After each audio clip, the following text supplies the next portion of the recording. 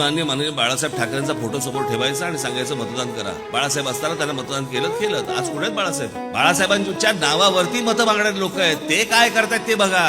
मी आज जे तुमच्याकडे मत मागायला आलोय, ते मत मागायला मी माझ्या जीवावरती आलोय. मी कोणाला तुमचा फोटो दाखवत नाहीये कोणाचा.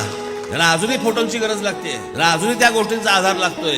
आजपर्यंत महाराष्ट्र नवनिर्माण सेनेची आंदोलनं केली, ज्या गोष्टी आज महाराष्ट्रासाठी मराठी माणसासाठी केल्या, त्या तुम्ही लक्षात ठेवणार आहात की नाही लक्षात ठेवणार आहात? बाकीचे पक्ष त्यांच्या राजकारणामध्ये आहेत. कोणी कुठचेही आंदोलन करायला तयार नाही, कोणी हा महाराष्ट्राचा मराठी स्वाभिमान जपायला तयार नाही. जो राज ठाकरे त्याचे सहकारी सगळे जपण्याचा प्रयत्न करतायत, तिथे एक शाबासकीची थाप पाहिजे. त्याच्याऐवजी जी माणसं काम करत नाही त्यांना भराभरा तुम्ही मतदान करता, ही कुठची पद्धत? सगळ्यांच्या अडचणीच्या काळामध्ये राज ठाकरे आणि त्याचे सहकारी सगळे आठवतात त्यांना.